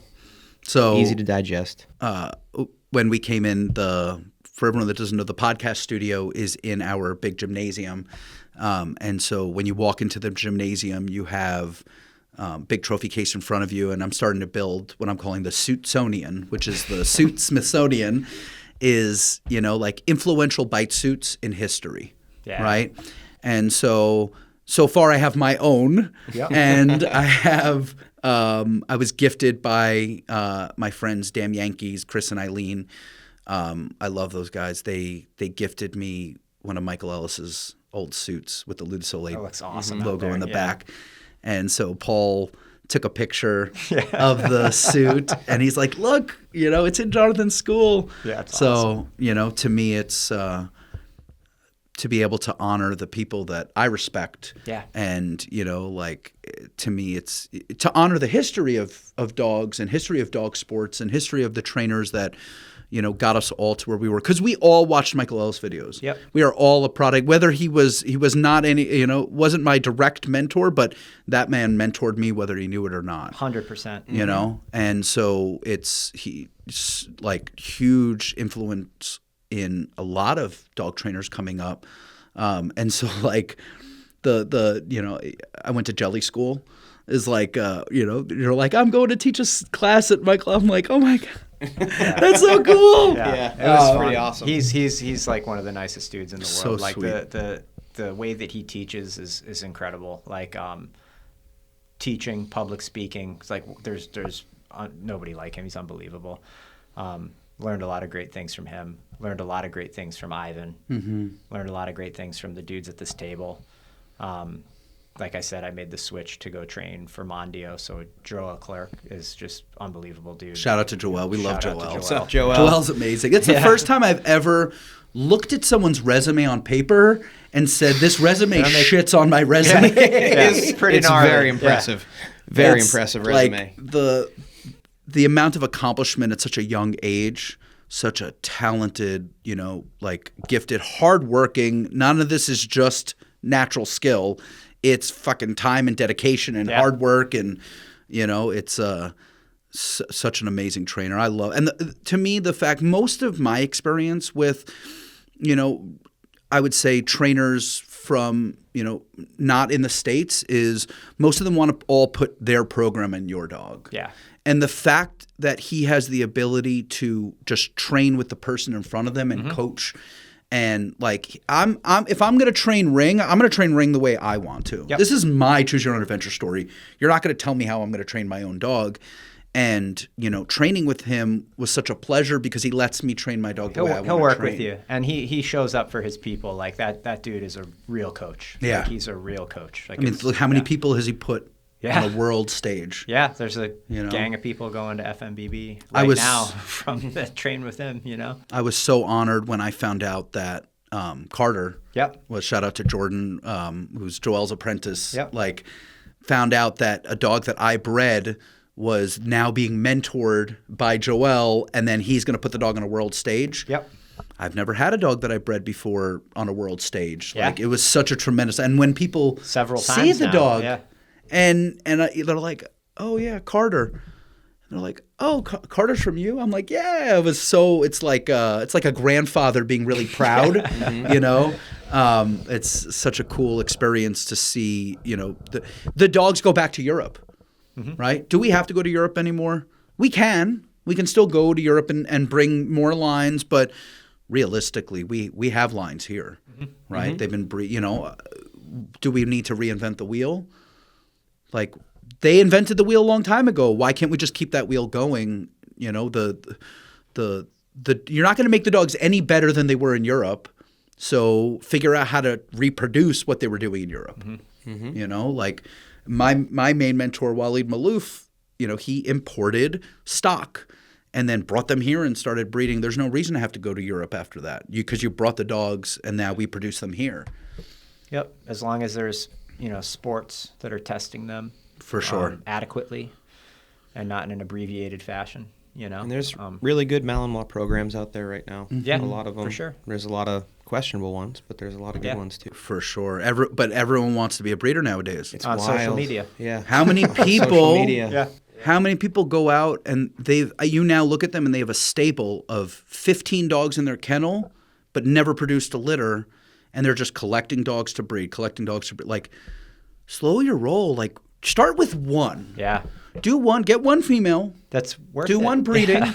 See how that breeding comes a year later, because not everything's going to be great. If you've been breeding for any sort of period of time, you're going to breed shit. Like, I've bred litters that I did not like before, and they don't physically come from from me, but they're from my lines, and they're from my dogs, and I love these dogs, but like, I didn't like their temperament, Not everything is going to come out is going to be the prettiest picture you ever produced. No. But the goal is to try to make the best dogs that you can. But if you don't know and you start collecting all these dogs just to have this huge program, you got to start with one dog. How many dogs did you start with, Jeff? One dog. Who? One. Isis. Miss Isis, right? Like, all the things she gave us. You started all the things that she amazing. gave. Yeah. How many people? Yeah. Right? Because here's the thing, she also, like, it was the Isis, and then you were looking for a male to complement her because she is the problem. Like, she's the equation. The male is solved for X, and Zuko added what she needed. Everything she needed. Right? Which was some size, the temperament. Super social. Right? And she added to him that level of aggression that we needed. Yeah. Right? Yeah, that breeding was, talk about like striking gold your first time. And it's, I was very fortunate, Janet and I both, very fortunate to have found each other and made that happen and, able to repeat that 3 times. And that breeding that you did started your program? Yeah. Also started her Hers, program? Yeah. Right? You can go to either of us and get the same, foundation dogs. Because really, in the what are we pedigree. looking for? We want to go back to, like, again, I bred to Ryu because I wanted the combination of what that produced. Yeah, and that's like some... Like, meaning I didn't, I wanted what Zuko and Isis produced. If I didn't have the chance to breed to him, I would potentially breed to one of his sons. But I've had the opportunity to go back to him, which is really what you're trying to produce, and then recreate that, right? Yeah. Big social dogs with monster grips, stable. Aggression if needed. Aggression if needed.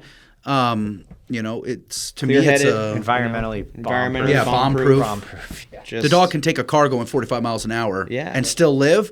Breed the crap out of him. Yeah, and unfortunately that did happen, and that derailed a lot of my plans with him. But But nonetheless, look at his kids out there. yeah, Look he's at got the some dogs really he's talented produced. dogs out there, and quite a bit of them ended up with really solid trainers, and High level thankfully, competition. I think we looked at the year that I was competing a lot, 2021, and it was like, I think we counted 5 or 6 trials that were the entire podium was like Zuko Isis Grand First, kids. second, third. All of nationals that year, Yep. in the level 1 at least, was Zuko Isis Grand kids. That was, yeah, like I'm super grateful, and very, very much understand like how rare that is, and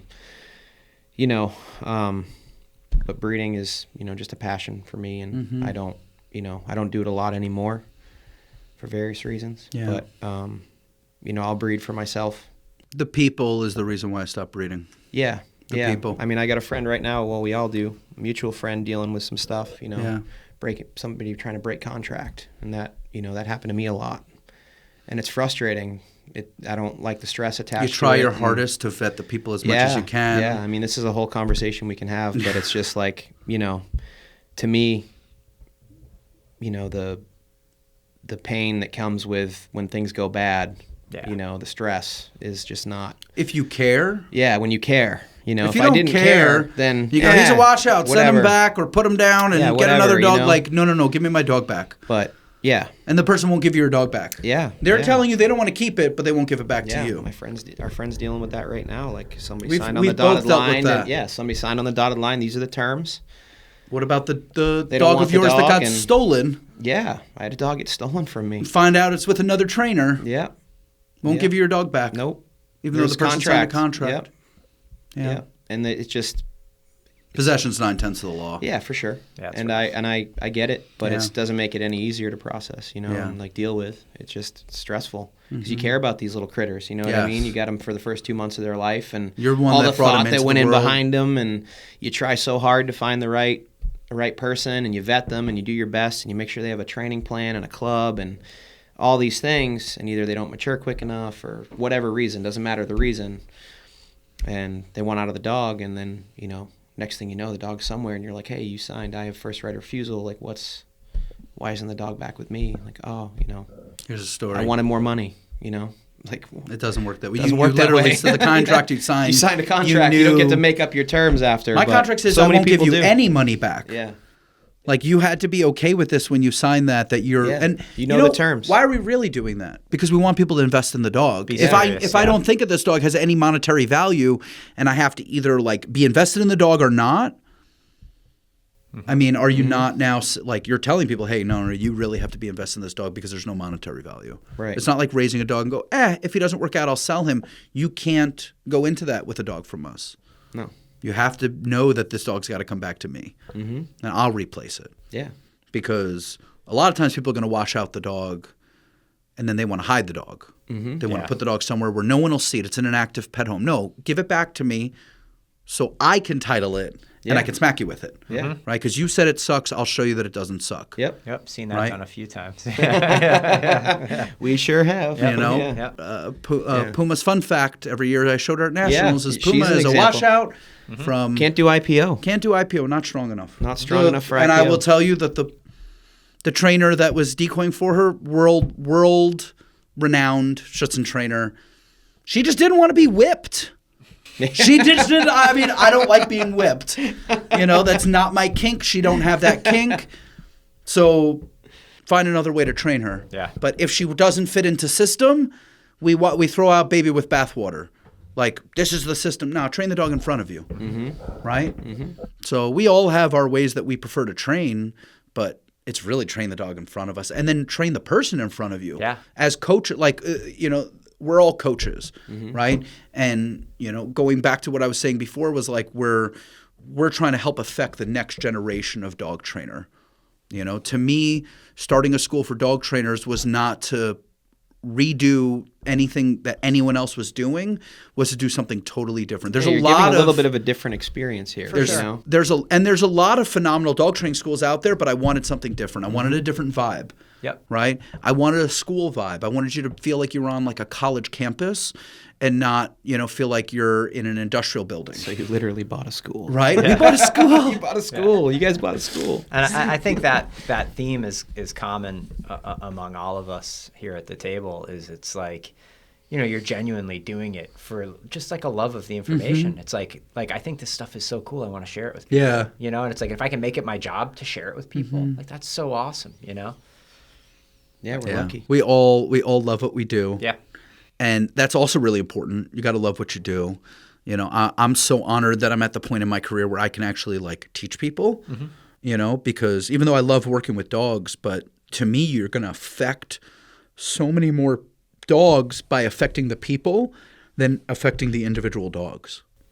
Like there's a trainer in New York that I used to coach, and her mentor, the way that they teach down is you step on the leash and smash the puppy's face into the ground. And I taught his trainer how to use a clicker and food. And I personally feel like I've saved hundreds of puppies from having their face smashed into the ground. Yeah. Like I'm so happy that I got to save these poor little puppies from down. Why can't it be clicker trained? So it's our job to help educate and teach the next generation what is right and what is wrong, and also for them to create their own opinion. We're not trying to create cookie cutters. We're not trying to recreate ourselves. We're trying to just give over proper, correct information to make them better trainers. And I'd argue that it's hard to be a mentor. It is very hard today. Yes. Back then, like, that was how you got your information. You know what I mean? You found somebody, you seek them tradition. out, and traditionally and classically trained. You wanted right? to learn classically trained. Classically trained, right? Says. You pay your dues. It's hard now. You know what I mean? People get a little bit of... No one wants to clean up shit anymore. Yeah, and you get a little bit of... And I'm not saying people need to work for free or anything like that. Nope. That's not what I'm saying. It's but hard traditionally because wasn't an people want to apprenticeship. split pretty quick. Yes. You know what I mean? They want to take what they can get from you and split pretty quick, and for Instagram or whatever. So it's I think it's hard to be a good mentor these days. But here's the problem: is you can also be canceled at any moment, right? And so also all of that internet fame can also just go away. Yeah. You can't take away from the physical evidence of what we've done. It's long lasting. It's forever. It's forever there. And so and you can't you fake it until you make it. But at some point you have to make it. You can't just fake it the whole time. So to me, it's yes. Can we learn things on the internet? For sure. But also just go to the source of where you're going to get the correct information of people that have been successful doing what you want to do. How does the trainer's dog look? Does the trainer's dog look happy? Is there, how is their relationship? Is the trainer okay with making a mistake? Yeah. Because we're not infallible. We are not chiseled out of, a piece of stone, and we're human beings like everyone else, and we make mistakes. It's our ability as dog trainers to realize we're making a mistake in the moment and modify and adjust. And own it. Yeah. But to think that, people come to school here and they're going to watch me train my dogs. You're going to watch me, might not watch every single session that I do, but you're going to physically watch me raise my, my next set of dogs. And, it's invaluable as opposed to, think about all the seminars we've given where you were there by yourself with no dog. And then all the seminars, I know that I've given where I was able to pull Puma out and demo something, and just demo a dog in understanding markers and dopamine. And, it's people are like, oh my God, that was so cool. I never forget. I did a seminar one day when I had my band dog, Baby Jesus. I was giving a seminar, and during lunch, I felt so bad. He was just sitting in the crate, and I'm like, I'm going to pull him out during lunch. I'm going to do some obedience with him, get him out. And everyone had gone to the other room to grab lunch, and I was just trying to work him real quick. And I was maybe 5-10 minutes into a session. I look up, and the entire room has come back, and they're all sitting there staring at me. And I was like, oh, I didn't even realize anyone was in the room. And they're like, that was so cool to watch. Everything you had explained, we actually got to see it. But in my head, I didn't want to pull the dog out as a demo because I'm taking away from their time.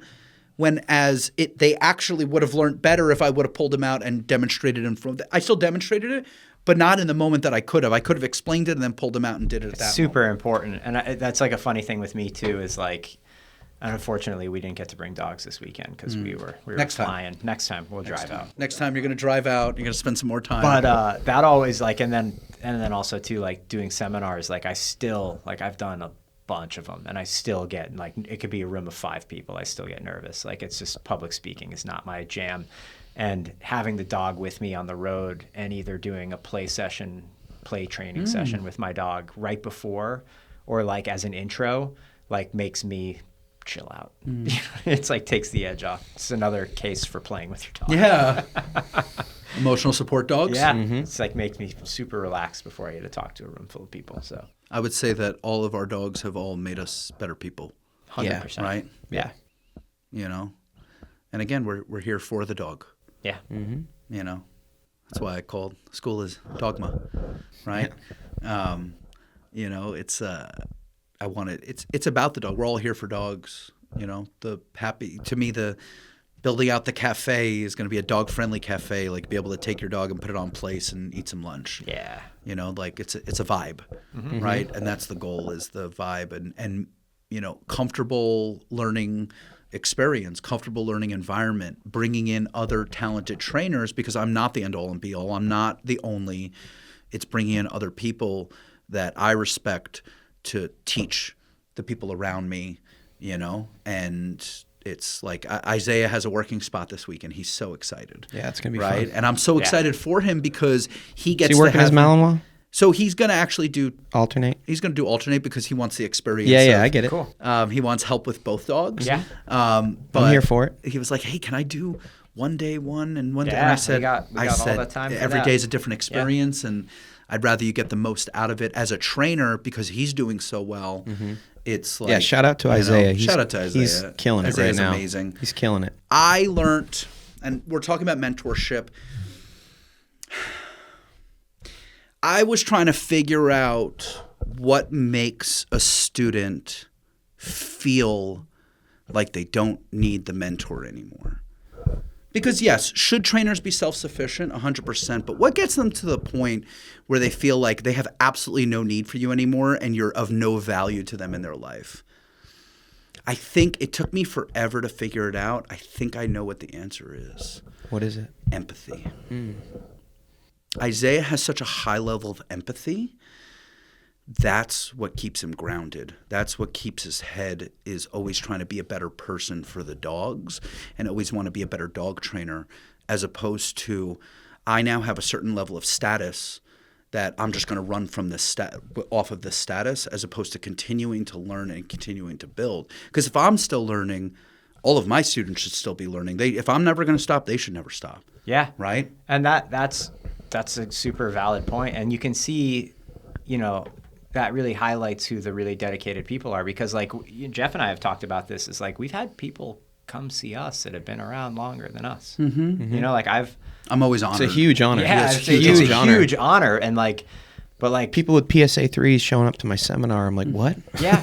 And it's like, but that's like those people, they're just always willing to listen to anybody, you know what I mean? Like to anybody with some credibility, like they're always willing to like be interested and still be curious. Like that's a sign of somebody who's really dedicated and really coming from a good place. They can still be curious after all that time. You know what I mean? Super cool. Yeah, I'm always honored whenever, you know, all of my classes, I always tell them, I'm like, I'm really honored that you guys allow me to teach you. Yeah. Right? Because we have such cool jobs. Yeah. And it's such a fun thing that we get to do, especially with the amount that we enjoy it. Yeah. Right? Is enjoy giving over the information, enjoy helping and teaching people. And then seeing the joy on people's faces of them communicating with their dog. Yeah. You know, it's if you're going to do something, you might as well enjoy it. And I just find it so enjoyable of like, you know, this is a lot of work. Like building what we're building here is a lot of freaking work. Yeah. And, you know, I could have stayed in my comfy job. I could have stayed in just doing the seminar circuit. I make a 6-figure salary. Like, you know, I get to go home and relax and play with my dogs and do what I want. But that's not going to disrupt an industry. It's not going to like affect the masses, and as close to the masses that we can affect, right? Going out and on the road and doing these seminars, like you're affecting people in other regions, in other countries, like you're helping to spread like proper communication around the world, and it's really important. Because how do we discern through the information? How much can you can do online, but how much can you possibly do online?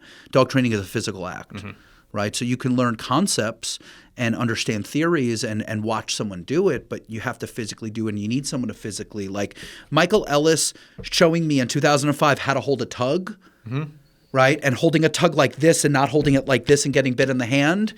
I'm like, this is stuff we're still teaching today. And you always got to give credit to where it came from, right? I learned that from Michael Ellis, right? And so, it's always give credit to your mentors, whether I'm not his apprentice, but he is still one of my mentors. And the man still taught me a ton, even though it was only one seminar and videos, but nonetheless, I got to learn a ton from such an experienced trainer. And that's basically just what you're looking for. For all the young dog trainers out there, I'm not telling you that my school is the best school and you should only come to my school. We offer classes and we'd love to have you attend, but you should go and learn from anyone that you respect. And you should go out and seek out the knowledge. I've met how many people that have been to their Tom Rose graduates, Tar Heel graduates, and Michael Ellis graduates. And I would also tell you that statistically, when, Tom Rose students would leave, a lot of them, if they were going to go and attend another course, they go to Michael Ellis because they want to learn the opposite. They want to learn from 8-week-old puppy prong collar to now like motivation and, how to do everything with an 8-week-old puppy with food and how to lure and do all these other things. But then I would also tell you that those trainers are now balanced trainers because they know how to do both sides and they know how to do everything and they can balance their motivation and compulsion and they understand how to make a balanced dog, but no one knows everything. Right. And, you got to go to the trainer that's the best at what they do and learn what they do. And that's how you put a system together. Right. Anytime someone's ever said to me, your system, and I'm like, okay. So you're discounting 20 years of experience that is putting together what other humans have created, but I put it into a cool box that really works from, okay, this is step 1, this is step 2, this is step 3.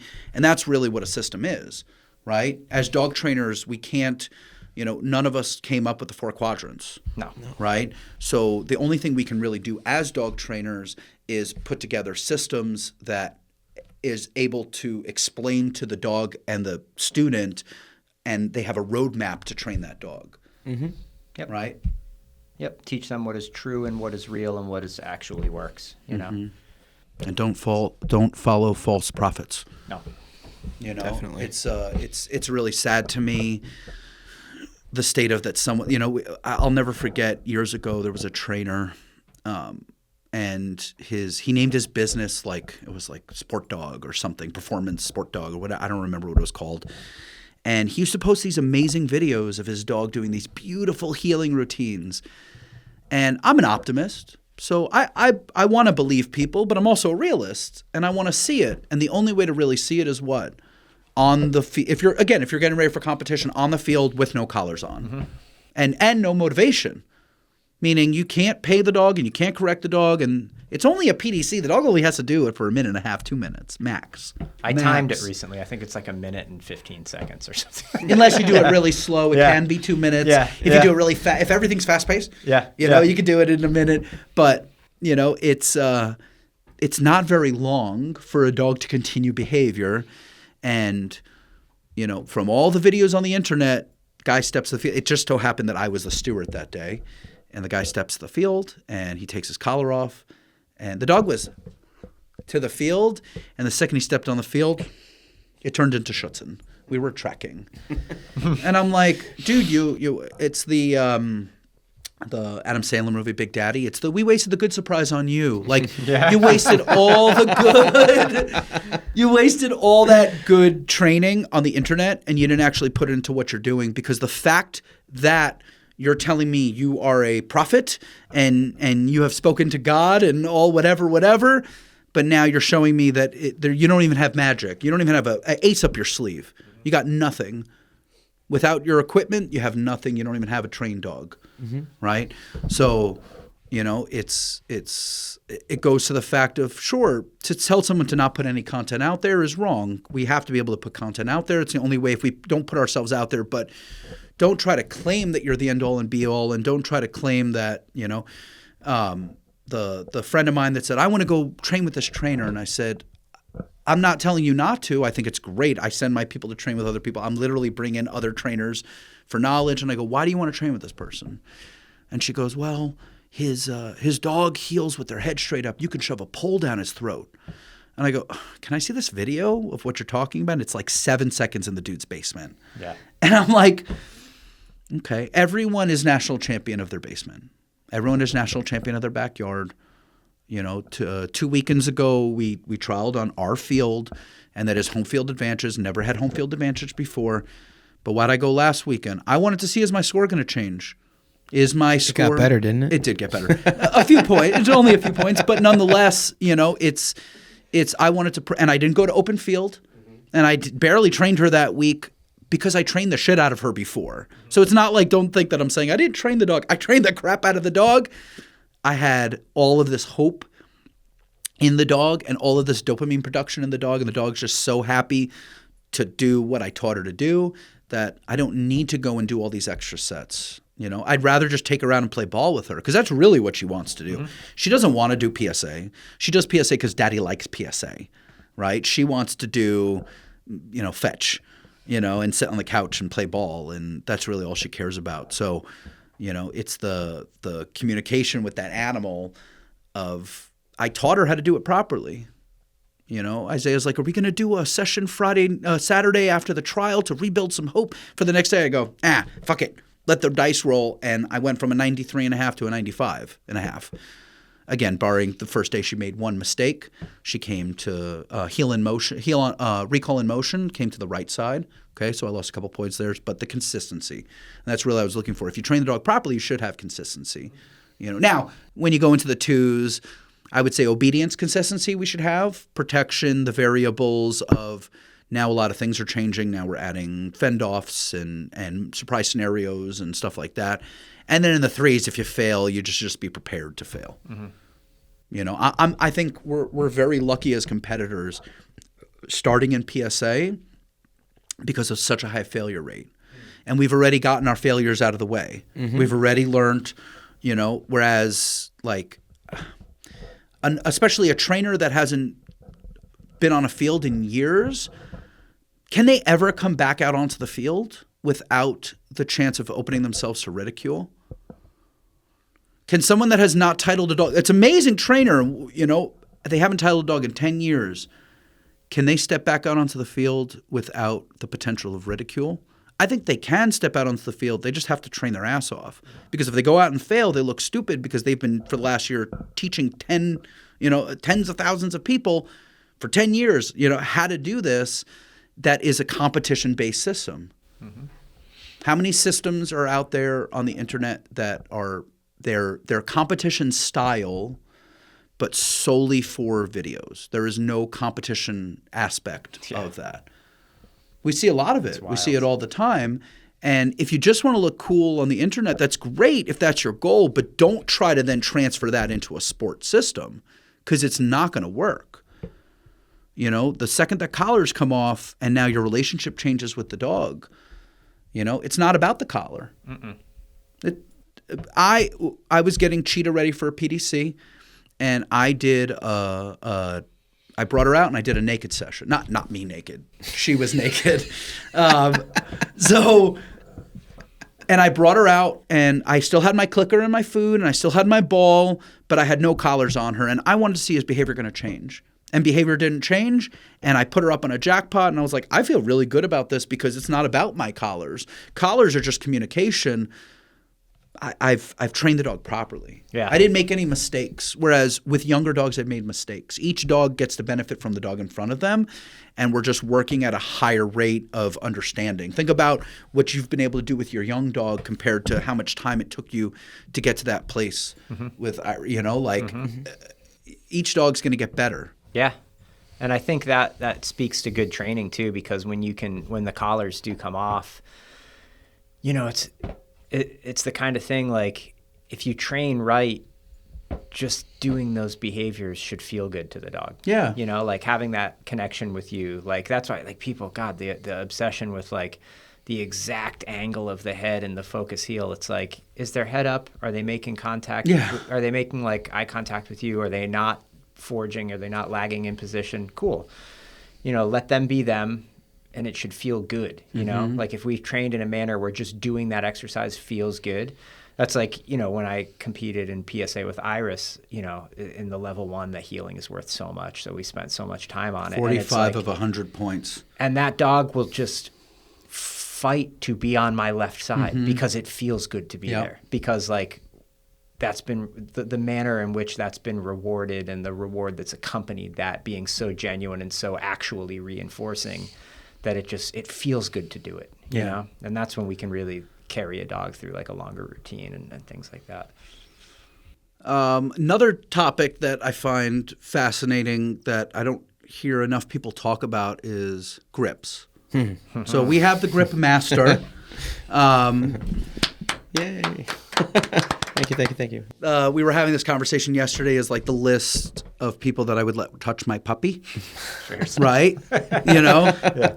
Right. It's just Jeff squeezed in there. Squeezed in there. There's a right? lot of really talented people. There's out a lot there. of There's really a lot talented of really people, talented people out there. But to me, it's I appreciate. You have that, dedicated your life to grips. I have. Right? I have. I love it.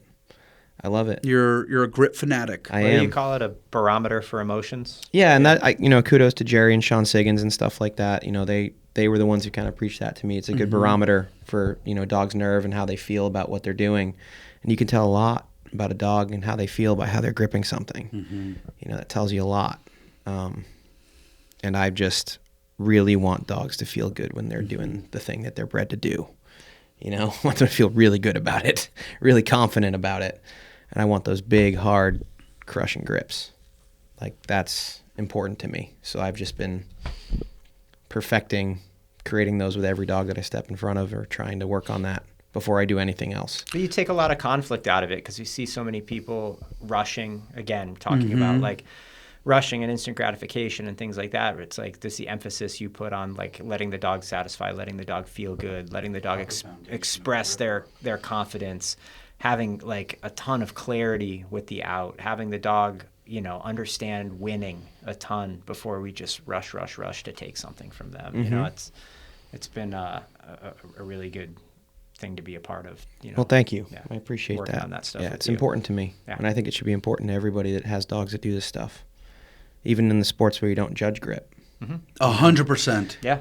I can remember you and I years ago training with a ring trainer, and he was a grip guy. Even though they never judged grip, he was a ring guy, and it was awesome to watch, because he would feed those grips and nurture those grips, and even though that didn't matter in his sport, he wanted the dogs to feel a certain way. Because it matters to us as trainers.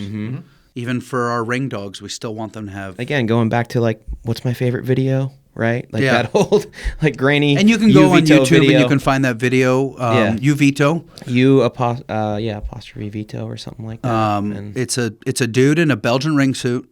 So just you can tell because chair. there's jute on the arms and the legs. Yeah.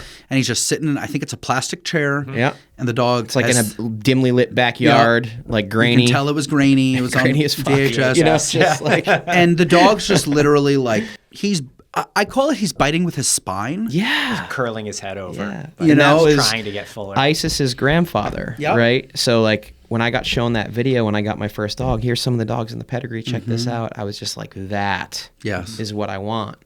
And she gripped like that too. And I would say that Ryu. Yeah, there's a huge genetic component of that. And the cool thing about that is when it is genetic like that, you don't have to focus on it as much. You still address it, of course, nurture it, take care of it. Yeah. But if sometimes as dog trainers, we have to train dogs, believe it or not. That's crazy. But, like, some dogs need that help. They don't possess that gift genetically, right? So we have to train the behavior. But the dogs that just have it, it's awesome to watch. It's so raw, and just, like, you can see how they feel when they're biting, and it's badass. I love it. Yeah. It's still, after all these years, it's still one of my favorite things to see, is just a huge pushing grip on something. But I would also say that it's not always that way. Think about genetically French ring dogs bred for years as the sport does not judge grips.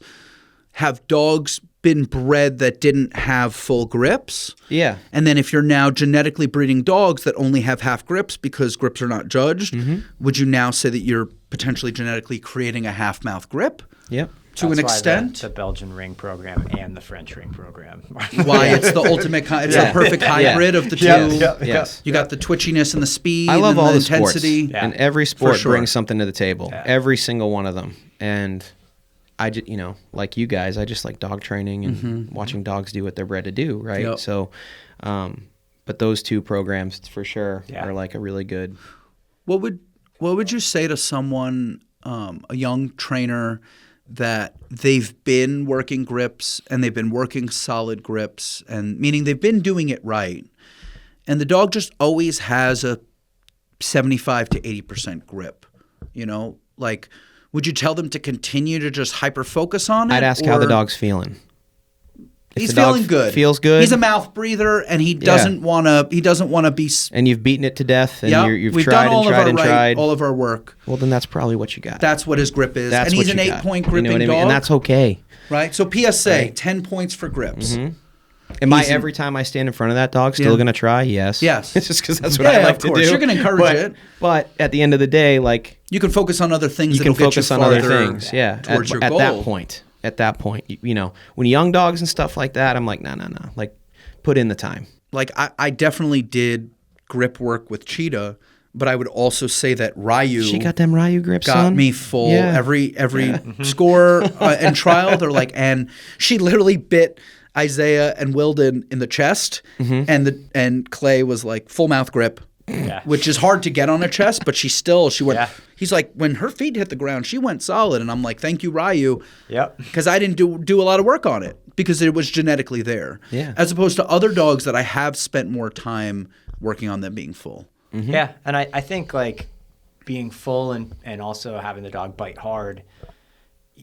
Yeah, I mean it's such a large genetic thing, but like you can move the needle. You know what I mean? Yeah. Like that's like I tell people all the time. I compare it to like fitness. You know what I mean? Like I like to exercise. I scored in the shallow end of the gene pool, where it was like very hard for me to get in shape and be strong. Talking and to two stuff fat like that. guys. Yeah, I know, right? Skinny motherfucker. Yeah, But skinny there's- dude telling us that. But there's right, like- I okay. feel like Joey Diaz right now. Yeah, I know. But Seriously. we can find a kid who just like has that mesomorph body where he's got huge shoulders, big hands, thick wrists, never worked out a day in his life. We can bring him to the gym 5 times. He can deadlift 500 pounds. You Yep. know what I mean? So there's that genetic component, and then there's somebody who can put in a ton of work and get there as well. It's the same with dogs. I mean, it's like you want to have the best Definitely. genetic advantage that you can, but you can move the needle. They're nice Yeah. to have. Yeah. When you can have them, they're nice to have Yeah. because you can focus on other things. And a sport as demanding as PSA, especially, like Yes. you have to focus on a lot of things. You Yeah. know, so That's like- you have to show lots of pictures. You have to train lots of behaviors. You have to do all of these things. So the more you get out of the box, Yeah. Yeah. the better. You know? And it's like I have, my 45-pound Ryu daughter has been on like adult equipment since the day she And I finished swear to teething. God, she bites just as hard, if not Yep. harder, than a lot of the 90-pounders that I stand in front and of. that's just like the pure genetic thing. And then like the other dog that I have now, like everything about her I love. She's awesome. She didn't bite quite as hard. I've spoiled with Iris's grip. You know what I mean? So this dog, like when she was around a year, like I remember there was a month where she was, finishing up a heat cycle and my training partners were away, so we didn't really get to train. So I would take her down the basement every night, back tie her, put her on a hard sleeve, keep her on like 5-minute grips. Yep. Do this like a couple of times a week, like lift her off the ground with some leather stuff in her mouth and things like that. And, a couple weeks of doing that, Yep. and you'd see a difference. You know what I mean? Big difference now. Yeah. So it's like, you do a little work sometimes. Yeah. It's not, Yeah. we're not above it. And that's like this weekend. That's a Yeah. big part of, Yeah. what I go over. Yep. Is just sparring with dogs and making them feel good and showing people how to make them feel good and nurture them grips. It's a good advice for people when they're checking out decoys to train with that I always liked. And We'll put a note on this one because this is good advice. you guys are both like good examples of this. It's like when you go meet a decoy, go watch how he plays with dogs. Watch how that decoy plays with his own dog. Watch how the decoy plays with the dogs that he's training with. If he's not doing that and it's not good, and he doesn't slip equipment and have a dog try to give it back to him. Dare I say a talented decoy almost has an advantage in playing with a dog. Oh, for sure. Yeah. Because Oh, you just 100%. understand how they move and how their angles for entry and how to Yep. manipulate the grip on the toys. That's why what we do works so hand in hand, right? Like it's awesome. And blending the two things together. And, you know, if you're a decoy and you know you've had a ton of dogs coming at you and taking sleeves or suits, you know, they'll take toys like that too. And if you act a little bit move like a decoy a little bit when you play, you make the dog feel a certain kind of way. Yep. Right? And if they can get that same satisfaction with you, not the same, but similar satisfaction with you that they get with a decoy, there then has to creating be- that neutrality is a lot easier. You have to have that, you know? that reciprocity to create that, you know, level of neutrality later. The dog has to be all the way in with you because They're just as excited to play with you as they are to bite that sleeve. Yep. You know what I mean? Like, or bite that suit. Yep. Then you can compete with that. Yeah. But if you give them a ball or something and you're not like meeting the If you you're know, boring. if you're boring, if you're boring, and the decoy is never boring, Yep. right? Yep. You're in for a long road. Be as fun as the decoy. Be more fun than the Be decoy. more fun, I'd say. Which is hard, Hard. but it can be done. But the decoy doesn't, you know, that goes back to the relationship stuff and the bonding. Like the decoy doesn't have that other relationship with the dog. That was always like, that was some good advice that somebody gave me a while ago.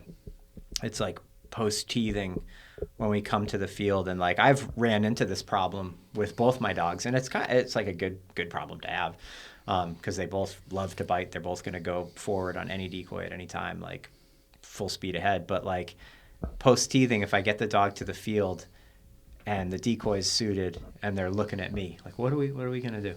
It's like, okay, then we're just going to go right into bite work. Yep. If I have a dog that I bring to the field post-teething and they're just like end of the line looking at decoy, no, you're going to go do a retrieve, and then we're going to go do bite work. You know what I mean? Like, the balance, like how much me versus how much him. Dog dictates Yeah. the direction. Yeah. And you got to be able to adjust. And you got to get that early. Like you got to be able to like pinpoint that, recognize that, have a plan for that, get it early, you know? So no obedience for a year. No. This is what we're saying. Yeah, no. Okay. Hand in hand, but thoughtfully. Yeah. Hand in hand, but thoughtfully. Thoughtfully.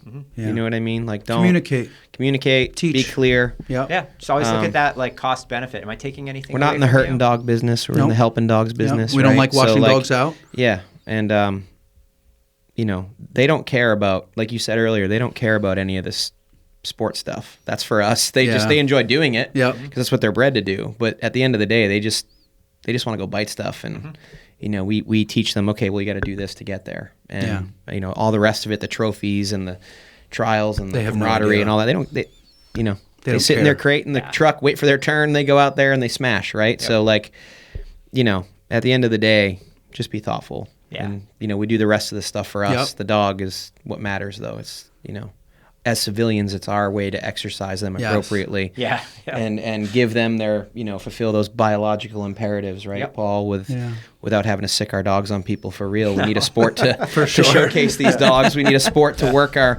working line Malinois, you know what I mean? So we need an outlet for that, so that's why we do it. But at the end of the day, you know, dogs don't care. Yeah. They just want to have fun with you and do stuff. Heather was asking me after Cheetah did well, she goes, you going to give her a steak? And I said, yeah, of course she's going to get a steak. And I started, like, my brain started processing the fact of, well, the dog does not correlate No.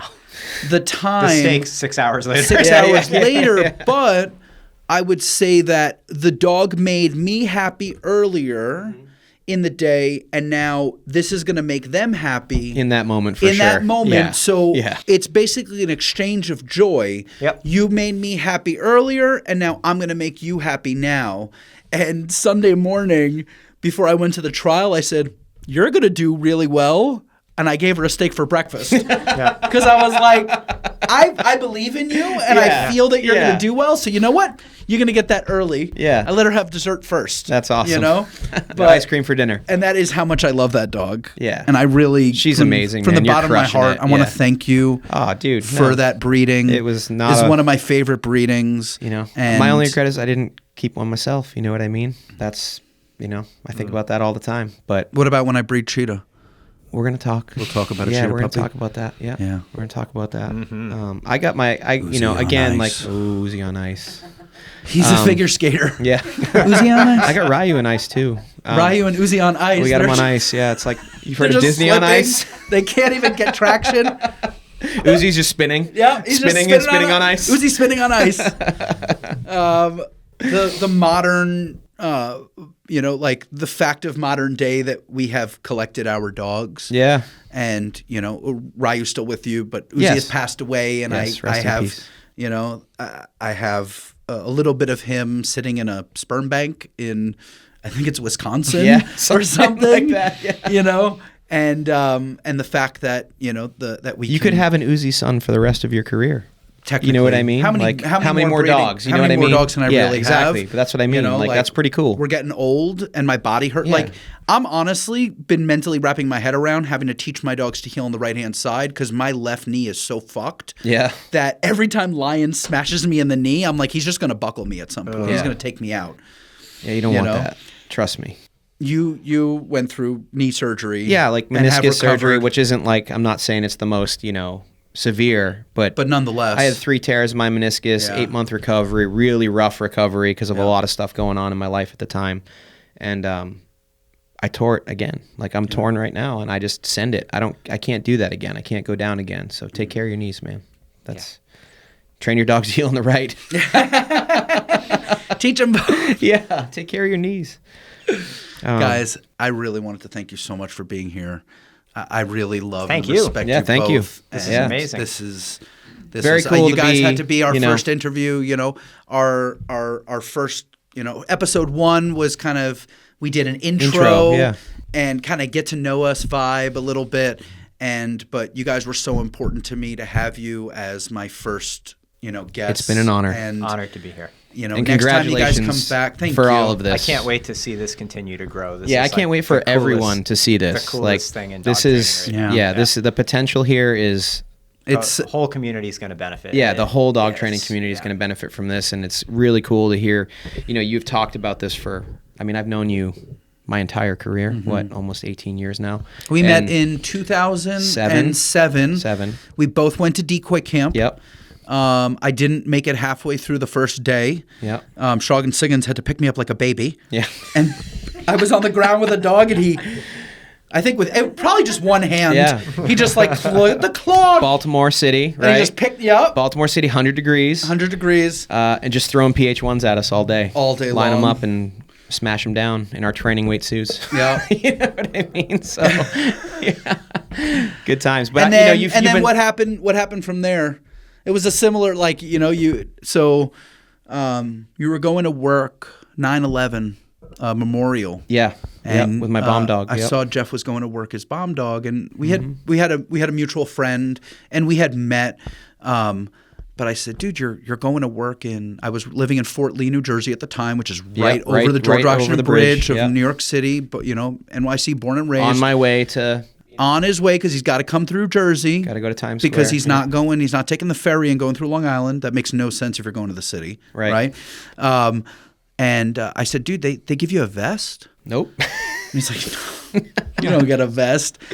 And so I said, well, I still have my vest from deployment. Mm-hmm. Do you want to borrow it? And he's like, you're serious? You're going to lend me your, Ballistics vest? Yeah. it's a I'll Kevlar take it, yeah. and ceramic front and back, And I said, of course. And, it was, I even though we had just met, but, I felt like we had an immediate, we were like, Yeah, I we've can been really I can close see for a long myself time. really being Yeah. friends with this person.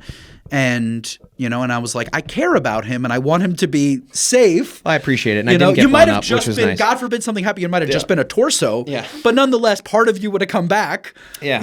And We would have had something to bury. and now, This got dark. Real dark. but to the lighter side was he was okay and a beautiful friendship came from it. Yeah, and I've been listening to you talk about wanting to do this exact thing, not Yeah. necessarily the podcast, but the school Yeah. for ever, you know, forever. And you stuck to your guns, man, and you bought a school. We bought a school. You bought a school. Big Just bought a school. Yeah. Big A big school. It's one of my favorite parts about like giving people tours and people that have heard me talk about this and then giving them a tour and then seeing their micro expressions, even though what they don't say, obviously, like they're going to tell me, you're going to tell me how you feel, but like watching people's micro expressions on their face of they can see the vision, they can see the journey, and then other people come in and they're like, this is a lot of work. Like this is going to be a lot. This is going to take you years. And I go, yeah, everything takes a lot of years. people take like some form of a building or some form of a place and retrofit it to a dog trainer school. You bought a school. Yeah. You know what I mean? And it's got everything. It's a campus. It's a campus. It's a whole Small campus. town. And therefore, you're going to give people a different experience. Right, and that is pretty cool, and I'm really proud of you, and I think it's awesome. And Dairy you got Queen a great is- crew. Yep. And shout out to Heather over here. She's been quiet, but I have no mic. So. yeah. We had some technical difficulties with Yeah, Heather's Heather's board. mic. But this is epic. Just Yes. you know, But even having you in the cliche, it's room epic. is emotional support, Yes. right? You know, without Heather, none of this would be here. So Heather's literally the one that found the place on the internet. If you're searching for properties, loop.net is how we found this place. Yeah. And we had originally put a place on a bid in Florida. I love this story, Mr. Worldwide. Tampa, close to Tampa. Yeah. I love my Tampa friends, Sam and Matt. I was excited to like be relatively close to them. Yeah, that would have been awesome. Panama City, right near the Alabama border. There's not a lot of dog trainers in that area. And it was a really cool place. It was a school not far from civilization, which was important to me, but like kind of in the center of state land. And we put in a bid, and we got outbid. By who? Pitbull. By Pitbull. Mr. Worldwide is starting a school for dog trainers, but he only trains pit bulls.